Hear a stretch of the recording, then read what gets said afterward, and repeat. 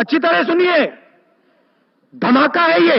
नमस्कार दोस्तों स्वागत है जनता दरबार में। दोस्तों हमेशा की तरह एक लेटेस्ट न्यूज डिबेट वीडियो लेके आ चुका हूँ आप लोगों के बीच। दोस्तों डिबेट काफी मजेदार होने वाला है, इससे आप लोग से अनुरोध है कि डिबेट को अंत तक देखिएगा। दोस्तों आज के इस डिबेट में ऑडियंस ने कांग्रेस के प्रवक्ता को अच्छी तरह से धोया है, क्योंकि आज के इस डिबेट में ऑडियंस ने जब कांग्रेस के प्रवक्ता से सवाल किया तो कांग्रेस के प्रवक्ता सवालों के जवाब न देते उल्टे चिल्लाने लगे। इससे डिबेट में क्या हुआ, डिबेट को आप लोग खुद से देखिए।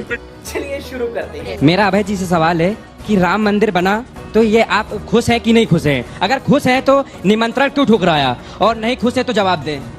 देखिए बहुत अच्छा साधुवाद देता हूं मैं आपको। हमारे शंकराचार्य जी जो चारों पीठ के शंकराचार्य थे वो यथित थे, प्रधानमंत्री जी से आग्रह कर रहे थे, प्रधानमंत्री जी पौष के मास में आप मुहूर्त मत निकालिए मंदिर के उद्घाटन का। जानते क्या हुआ था?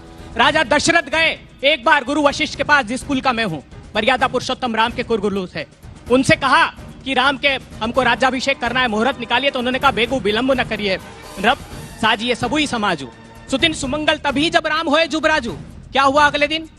तापस बेस विशेष उदासी 14 बरस भय वनवासी। 14 वर्ष का वनवास हुआ, मुहूर्त नहीं माना तो फिर उन्होंने कहा कि शिखर पूरा हो जाने दीजिए प्रधानमंत्री जी, हमारी सनातन धर्म की मान्यता है। क्या जवाब दिया जानते हैं आप?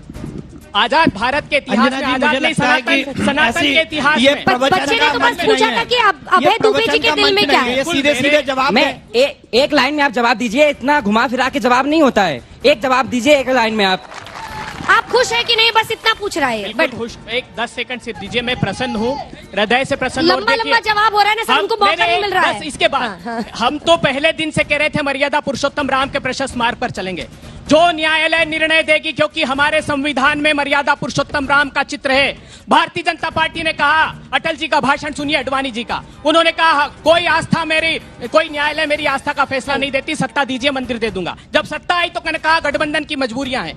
जब पूर्ण अभय दुबे जी कह रहे हैं कि वो बहुत खुश है राम मंदिर बनने से, यही कह रहे हैं ना? वो कौन भारतवंशी खुश नहीं होगा? बस पूछ रहे हैं। ठीक है, आपको जवाब मिल गया। अब अगले सवाल पर। आपने सनातन का उदाहरण दिया, आपके साथ जो इंडी अलायंस में पार्टी है, उदयनिधि स्टालिन जी की मैं बात कर रहा हूं, इसी सनातन धर्म को उन्होंने डेंगू का उदाहरण दिया था।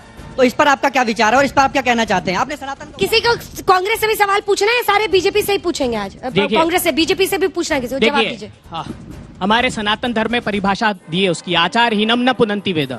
जो आचरणहीन लोग हैं, सनातन की बुराई कर रहे हैं, वेद भी पुनित नहीं कर सकते। लेकिन एक बार साहस जुटाइए संजय निषाद के खिलाफ आवाज उठाने की, जिसने मर्यादा पुरुषोत्तम राम और उनकी पिता और माता के संबंधों में इतना घृणित बयान दिया, और उस बयान देने के बाद प्रधानमंत्री जी ने गले लगा लिया। जितन राम मांझी, जिसने कहा कि राम के अस्तित्व को नहीं मानता और आज भी अपने बयान पर कायम है, उसके बाद प्रधानमंत्री जी ने गले लगा लिया। एक बार सवाल उनसे भी पूछिए। ठीक, आदरणीय विश्वास जी जी, तो बीजेपी से सवाल आया। मेरा निवेदन ये एक साथ जवाब दे कि मेरा ये निवेदन है कि बहुत समय अभय जी को मिला है और अभय जी ने बहुत सारी बातें की हैं।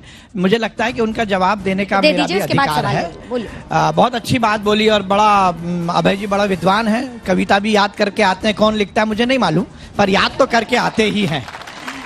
बड़ी चौपाइयों की भी बात कर रहे हैं। बड़ाई कर रहे हैं कि खिंचाई कर रहे हैं? नहीं, मैं तो इनकी बड़ाई कर रहा हूं, इतने विद्वान है, कोई बात ही नहीं है। मैं अंजना जी आपके माध्यम से अभय जी से पूछना चाहता हूं, आपने बहुत बात की राम की भक्ति की, आपने कहा खुश हैं। आप ये बताइए ना, आप बड़ी तथ्यात्मक बात करते हैं, कांग्रेस ने सुप्रीम कोर्ट में राम के अस्तित्व को लेकर प्रश्न चिन्ह लगाने का हलफनामा क्यों दिया? इसका आप जवाब देंगे? आप इस बात का जवाब देंगे? आपने बहुत बातें की कर्नाटक की, पर आप भूल गए कर्नाटक के बाद मध्य प्रदेश हमने जीता, राजस्थान भी हमने जीता, आप भूल रहे हो। अभय जी बात निकलेगी तो दूर तलक जाएगी।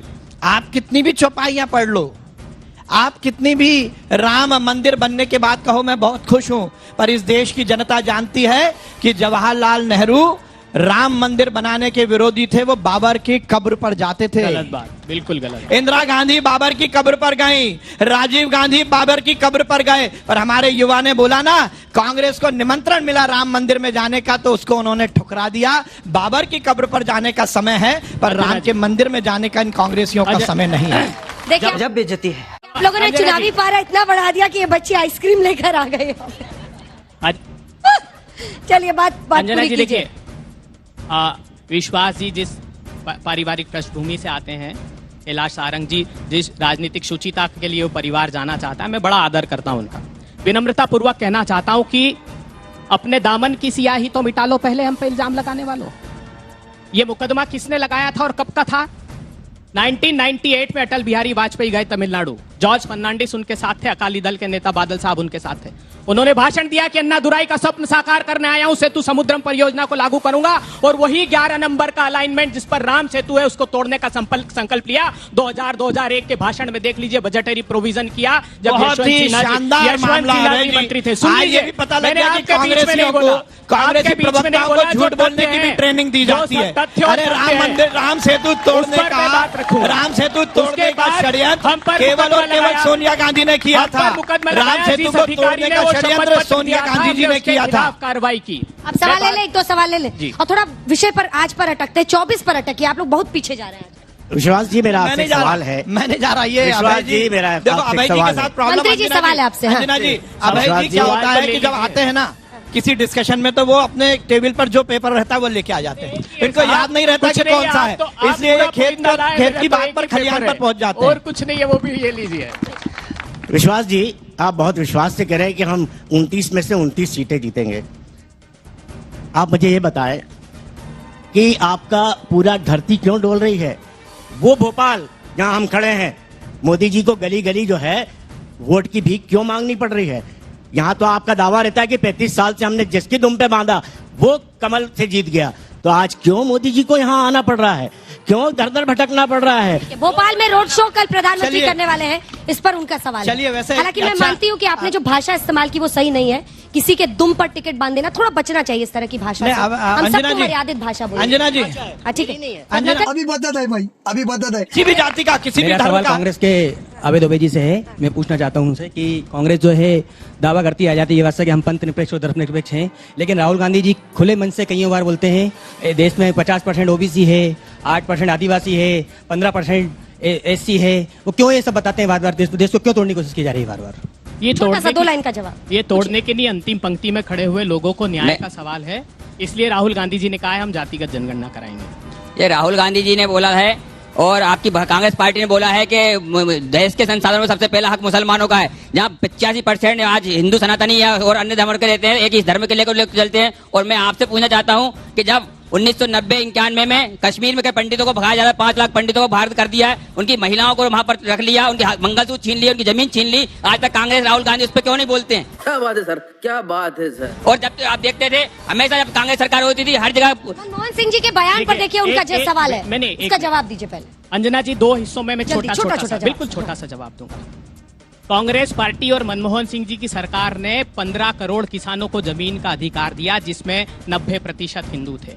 कांग्रेस पार्टी की सरकार ने 14 करोड़ मनरेगा के तहत काम चाहने वालों को अधिकार दिया, जिसमें 90% हिंदू थे।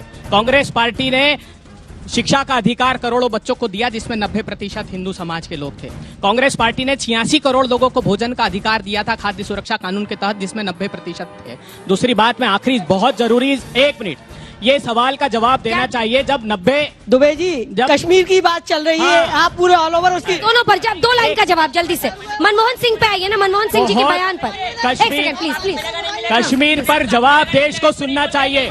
1990 में भारतीय जनता पार्टी के समर्थन की केंद्र में सरकार थी, जब पंडितों को वहां से हटाया गया। मैं पूछना चाहता हूं, जब नदी मार्ग का हमला हुआ, जब किसकी सरकार थी? भारतीय जनता पार्टी की। पूरे गांव को झाड़ के नीचे बिठाकर काट दिया गया। सिंहपोरा का हमला हुआ, जब सिखों को काट दिया गया, जब भारतीय जनता पार्टी की सरकार थी। आज रजनी बाला को, राहुल भट्ट को, माखनलाल बिंद्रू जो 90 के दशक में भी घाटी छोड़कर नहीं गए, टारगेटेड किलिंग हो रही, प्रधानमंत्री एक शब्द नहीं बोलते। दोस्तों, आज का ये डिबेट आई समाप्त करते हैं। आई होप कि आप लोग को काफी ज्यादा पसंद आया होगा। अगर पसंद आया होगा तो एक लाइक एंड चैनल को सब्सक्राइब कीजिए। साथ में आप लोग कमेंट बॉक्स में अपनी राय जरूर लिख सकते हैं। चलिए मिलते हैं कोई नेक्स्ट डिबेट में, तब तक के लिए जय हिंद, वंदे मातरम।